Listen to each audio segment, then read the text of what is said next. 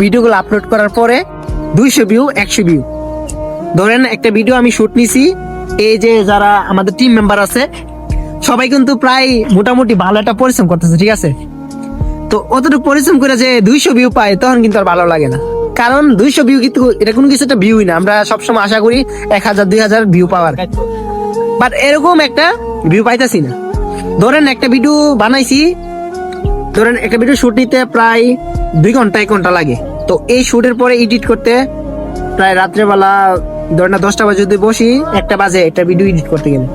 তো তারপরে সকালে ভিডিও আপলোড করে যদি দেখি 200 ভিউ, কি ভালো লাগে?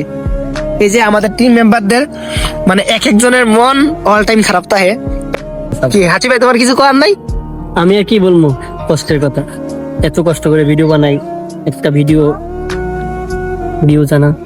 আমার কথা একটা হইলো, আপনারা সবসময় আমাদের পাশে থাকবেন। ভিডিওতে ভালো ভালো ভিউজ পড়ুক, ভাইরাল না হতে পারি, ভালো ভিউজ হলে আমাদের মন ভালো থাকে। মানে এত এডিট করার পর আমরা মানে ভিডিওতে ভিউজ পাই না, লাইক পাই না, কিছু পাইতাছি না। এত সুন্দর করে ভিডিও বানাই, কিছু বলার নাই রে ভাই। আপনারা সবাই লাইক কমেন্ট শেয়ার করেন। আমরা কি আপনাদের কাছে আর কিছু চাই ভাই?